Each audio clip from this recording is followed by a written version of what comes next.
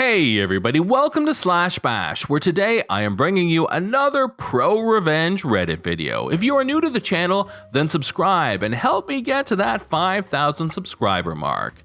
In our first story, when a new boss comes into the pizza kitchen and messes everything up for the cook, he quits. But you can be sure he will be back for his money. All of it. Let's jump right in. This is a revenge in multiple parts, and apologies up front for the length. About 30 years or so ago, I was 17 and about to head to university. An acquaintance through my parents' church offered me a job working with him, learning to be a pizza chef. Awesome. I'd need money for uni and I already had a stack of jobs, so working hard was nothing new for me, but being a cook certainly was.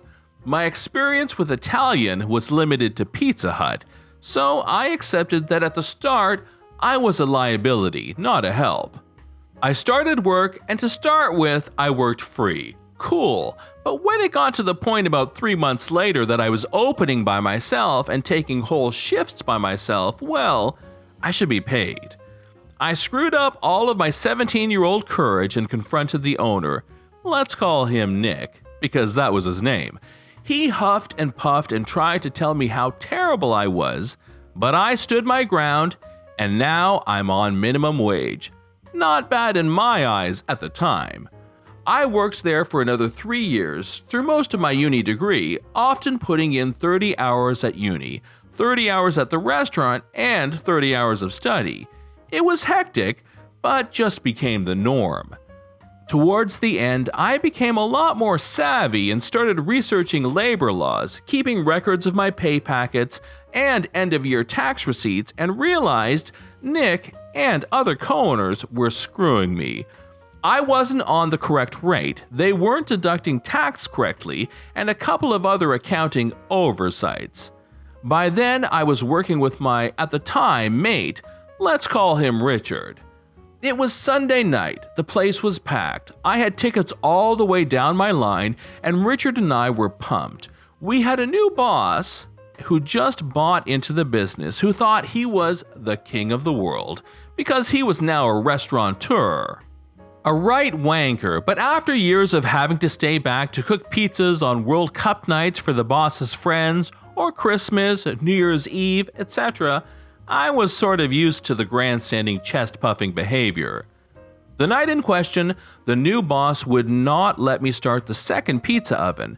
Think a 2-tier oven. I was only allowed the top tier on, because it cost too much. So here I am, oven full, 2 pizza chefs running full speed, and we're only falling behind because one oven wasn't enough and it was starting to cool down from being so full and opened so frequently. New boss gets a couple of tables of mates in. Instead of just asking us to cook some comp garlic bread or whatever, he starts loading up trays himself and putting them in the oven. Not the worst crime, but because he had no idea what he was doing, every 30 seconds he'd open the oven to check them, cooling the oven down even further, potentially ruining the food we had in there and slowing us down immeasurably.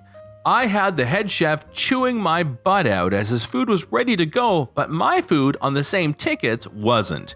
It was hectic and not fun. This garlic bread bandit stuff had to stop. New boss, stop flipping with my oven. If you want garlic bread, just ask. I'll get it done immediately for you. What? Huh? You're messing with my oven. You're cooling it down and we're too busy for this stuff. Just tell me and I'll make it. Okay. Did he do it? Nope. He kept on. Cue the same conversation another 2 times. The last time I told him I'd blow my stack if he did it again. You see where this is going? He did it again. Now, after being consistently ripped off and abused, so many kooky stories from that place, for 3 years, my time was up there anyway, and this was the time to do it. I looked at Richard and said, "Yo, we out of here?" He looked back and simply said, "Yep."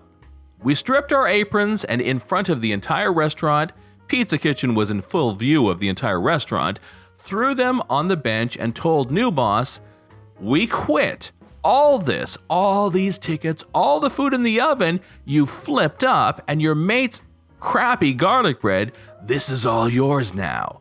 Good luck. Then we walked out, got some coffees from the baristas, sat in front of the pizza area, and watched him absolutely flounder. He had no idea what he was doing, and there was literally no one else there that could help him. We could see food coming out from the kitchen, but the pizza on the same ticket was taking 20 minutes or more longer to come out. Tables were hopping mad. We could hear the grumblings all around us. I'll admit it was dickish, but undeniably satisfying to behold. That's not the proRevenge though. The proRevenge was that I'd been stealing my timesheet every Sunday night, photocopying it and then replacing it Monday mornings. I'd been doing that for over a year. I also told Richard to do it. Monday, I walk in and Nick was there and was furious at me. As I walked in, you could see his chubby face turn bright red as he bellowed across the restaurant floor, "What the flip do you think you're doing here? Get the flip out and never come back." Nick, we've got to talk. We can do it here or we can do it in your office, but trust me, you want to have this conversation privately. Fine, you come with me then, desperately trying to gain the upper hand back, and he storms to his little office out the back. BS about how he's going to withhold pay and a whole heap of other illegal hot air. You done? Good. Here, read this.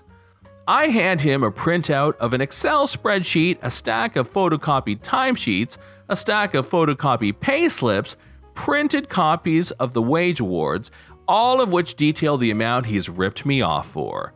You owe me $6,000. I'll take cash or a check now. Did I mention he and the other bosses had just been simultaneously raided by the tax office, and that they and the business were on very thin flipping ice? Yeah, bad timing for Nick the Dick. Nick was spluttering, wringing his hands. But I can't afford it. Look, I'll show you my bank accounts. As he physically starts scrambling to find his bank statements. Nick, I literally don't give a crap about you, your bank accounts, or your situation. You owe me $6,000 today.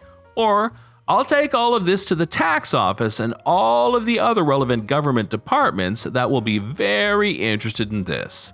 Because Nick, I have a feeling if you're doing this to me, you're doing it to the other staff here as well, huh? As for not having the money, well, again, not my problem. But you just bought a new $60,000 Pajero, so if you have to run that down to the car yard and sell it, again, I don't give a crap, but I get $6,000 today. He literally teared up a little. I'm not sure why, maybe through frustration, rage, or just being screwed by someone he thought way beneath him. But seeing a grown man who's abused you for many years cry at your hands is a pretty beautiful thing to behold as a 20-year-old kid. I got a check that day for my whole $6,000, and yes, it cashed. But the best was walking out of the office with Richard standing there, who deadpan just looked him in the eye and said, "Nick, we need to talk." And in they walked in to do the same thing. $10,000 he lost that day. The best part? A few of my friends at the restaurant caught wind of the fact that I had enraged him and asked what it was all about. I let them know how they were being screwed, how to take copies of all of their timesheets, and where to find the relevant laws. I know of several other people who did the same thing to him. And that was how I left the hospitality industry and started working in my field of study, never to look back. This is John from Slash Bash. Thanks for watching. If you've enjoyed the video and want to see more of them, then please hit that subscribe button. We'd love for you to drop a like, to share it with your friends, and we will see you in the next one.